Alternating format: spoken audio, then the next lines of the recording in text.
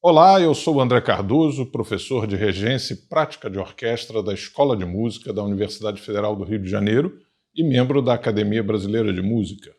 Eu estou aqui para apresentar a você a história da regência, ou seja, como se desenvolveu, ao longo dos séculos, a atividade de direção de conjuntos vocais e instrumentais e como foi formatada a técnica gestual para a transmissão do conteúdo musical de uma partitura.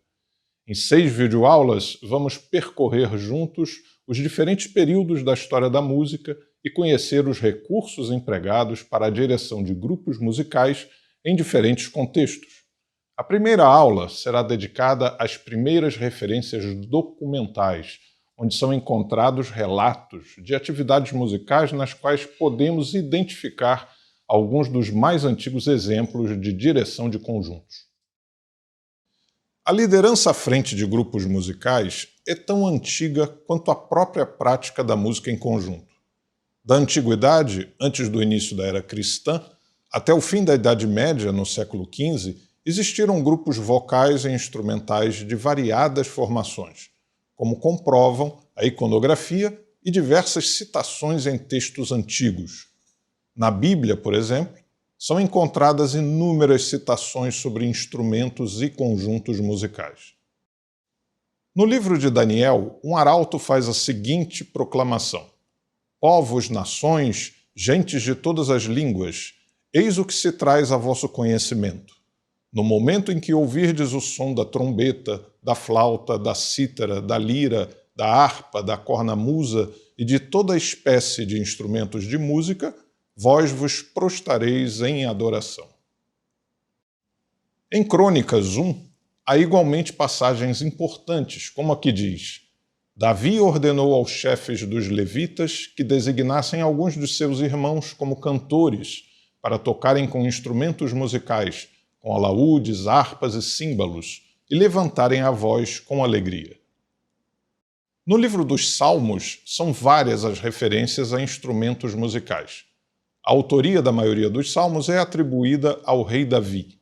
A iconografia da Idade Média é rica em representações desse rei de Israel com seus músicos, que tocam instrumentos como a harpa, a lira, o saltério, a viela de roda e a rabeca. O Salmo 97, por exemplo, diz: Salmodiai ao Senhor com a cítara, ao som do saltério e com a lira, com a tuba e a trombeta, elevai aclamações na presença do Senhor. Já o Salmo 150, dependendo da tradução, menciona vários instrumentos, como a trombeta, o saltério, a cítara, a harpa, instrumentos de corda, o aduf, a flauta, o órgão e os símbalos. As imagens que se extraem de determinadas citações são de grupos relativamente numerosos, com vozes e instrumentos de cordas, sopros e percussão. O hábito de marcar a música com os pés ou com as mãos muito provavelmente tem origem na dança, onde os movimentos coreográficos são executados a partir da pulsação da música. Em diversas civilizações ao longo da história, são encontradas imagens que registram a prática da dança e a marcação da música que a acompanhava. No Antigo Egito, pinturas e relevos encontrados nas tumbas dos faraós mostram cenas cotidianas, onde a música e a dança estavam presentes. Da Grécia e de Roma, são muitas as representações de cenas com música e dança, que estavam associadas também ao teatro. Nas representações teatrais, o espaço à frente do palco chamava-se orquestra, pois era o local onde se posicionavam os músicos e bailarinos. Os instrumentos de percussão assumiam uma dupla função, pois serviam também para a marcação do tempo musical. O scabellum, um sapato dobrável formado por 2 ripas de madeira, nas quais era fixada uma espécie de castanhola, auxiliava na música e na dança, como representado nos mosaicos romanos. Ao longo da Idade Média, em período anterior à invenção da notação musical, códigos mnemônicos auxiliavam a memorizar melodias e a comunicar as intenções expressivas para instrumentistas e cantores. Uma ilustração no Saltério de Stuttgart, produzida no século IX, por volta do ano 830, mostra um grupo de músicos com diferentes instrumentos. Repare na figura do canto inferior esquerdo da imagem, que parece dirigir o conjunto usando as mãos. A tradição da música vocal estabeleceu os primeiros códigos de comunicação não verbal utilizando as mãos para a transmissão do conteúdo da partitura. No canto litúrgico monódico, executado em uníssono, o andamento e o ritmo eram determinados pelas palavras. O chantre, termo francês que designava o mestre do coro, utilizava a chamada direção quironômica, na qual os gestos procuravam indicar a curvatura e a expressividade da melodia que era aprendida e transmitida oralmente. As referências para os gestos do chantre eram os neumas, uma série de sinais gráficos colocados acima ou abaixo do texto que orientavam os cantores de forma imprecisa. A polifonia surgiu por volta do século IX e foi abordada pela primeira vez no tratado anônimo Música em Kyriades. É o momento no qual as vozes começam a ganhar independência, tornando imprescindível a criação de uma forma precisa de se grafar o ritmo e o som, que levaria consequentemente ao desenvolvimento da técnica gestual. A notação musical mensurada foi criada na primeira metade do século XI pelo monge beneditino Guido d'Arezzo, que propôs também um método de leitura no qual a cada articulação dos dedos da mão correspondia a uma nota musical. A chamada mão guidoniana é uma das mais antigas formas de expressão de um conteúdo musical através das mãos. O frade dominicano Hieronymus de Moravia foi um dos primeiros teóricos a mencionar o uso das mãos para a direção dos coros, como fica explícito em seu Tractatus de Musica, escrito por volta de 1274, onde apresenta inclusive um desenho da mão guidoniana. Moravia afirmou o seguinte: o preceptor deve saber tudo sobre a música que se está cantando, bater o tempo com sua mão sobre o livro e corrigir se alguém canta de forma errada. Outro tratadista a mencionar o uso das mãos na direção coral foi o alemão Andreas Ornithoparcus, que publicou em 1517 os 4 volumes de seu Musicae Activae Micrologus, onde ressaltou a importância das mãos que dirige o canto em função da natureza da indicação métrica.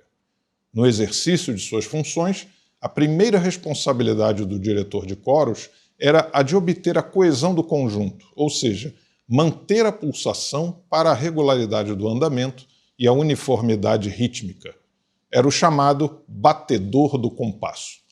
A pulsação que determina o andamento da execução era referida como tactus e foi primeiramente descrito pelo teórico alemão Adam von Fulda, no Tratado de Música, de 1490.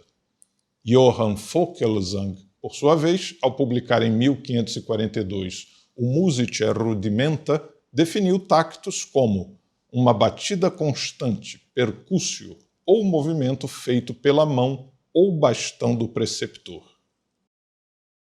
Um tactus consistia em um movimento da mão para cima, chamado arcis ou levácio, e outro para baixo, denominado tesis, posício ou ainda depressio.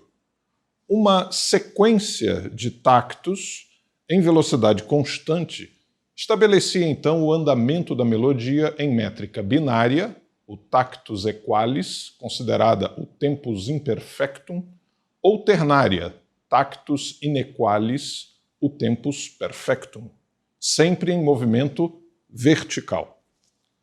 Mas como se estabeleciam os andamentos, ou seja, qual referência era usada para determinar uma velocidade para o tactus?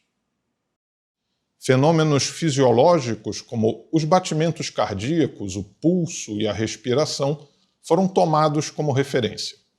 O teórico italiano Franquinus Gafurius, em seu tratado Practica Musicae, de 1496, sugeriu que a velocidade do tactus para uma semibreve correspondesse à pulsação de um homem dormindo tranquilamente.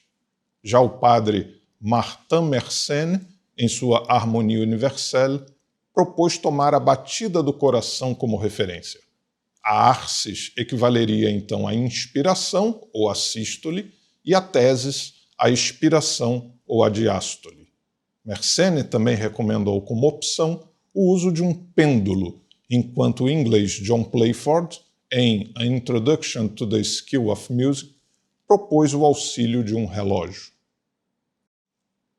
A partir de então, o tactus passou a ser a principal referência para o estabelecimento dos andamentos. A subordinação da execução à marcação do tactus foi considerada como fundamental para a coesão do conjunto. Assim recomendou Lodovico Zacconi em seu tratado Prática de Música, de 1596. Disse ele: o tacto deve ser correto, claro, sem hesitação, o qual são obrigados a seguir todos os cantores. Todos os cantores devem ser obedientes ao tacto, como um filho ao pai ou o discípulo ao mestre. A regularidade da pulsação do tacto, no entanto, não era prática única, ou seja, a velocidade podia variar no decorrer da execução. Vejamos o que disseram alguns tratadistas sobre o assunto. Nicola Vicentino, em seu tratado L'antica musica ridotta alla pratica moderna, afirmou que o tempo deve mudar de acordo com as palavras, ora mais rápido, ora mais lento. Isso irá agradar mais aos ouvidos do que um tempo imutável.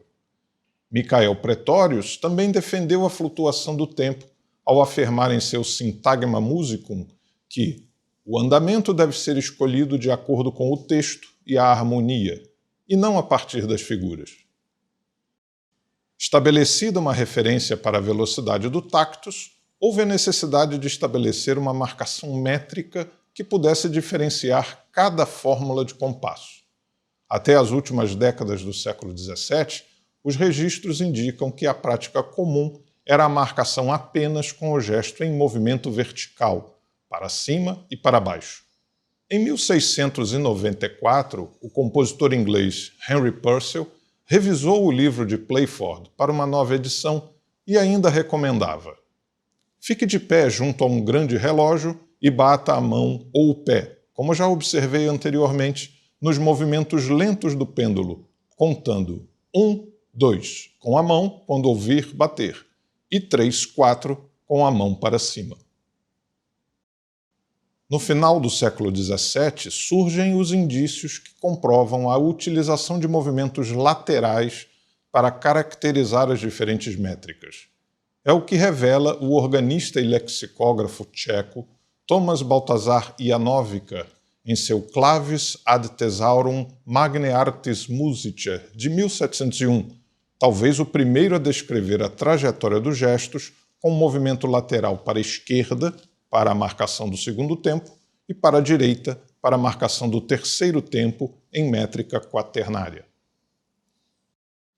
As mesmas trajetórias podem ser deduzidas na definição de Sebastian Brossard para o verbete ondeggiare, de seu Dicionário de Música, publicado em Paris em 1703.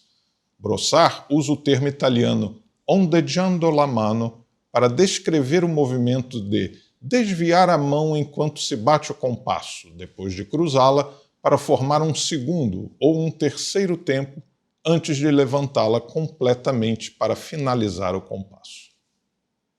Outro francês, o lexicógrafo Jean-Jacques Rousseau, também em um dicionário de música publicado em 1768, no verbete frapper, ou seja, batida, faria a mesma distinção ao afirmar que na França havia a prática de mover a mão para a esquerda e para a direita. Nos primeiros anos do século XVIII, já estavam estabelecidos, portanto, os princípios básicos da técnica da regência, com a marcação dos tempos nas diferentes métricas básicas, binária, ternária e quaternária, em trajetórias verticais e horizontais projetadas no espaço a partir do movimento dos braços, de modo a transmitir aos músicos o conteúdo musical de uma partitura. Na próxima aula será abordada a figura do mestre de capela, o profissional que conjugava em seu trabalho as atividades de compositor e regente. Até lá!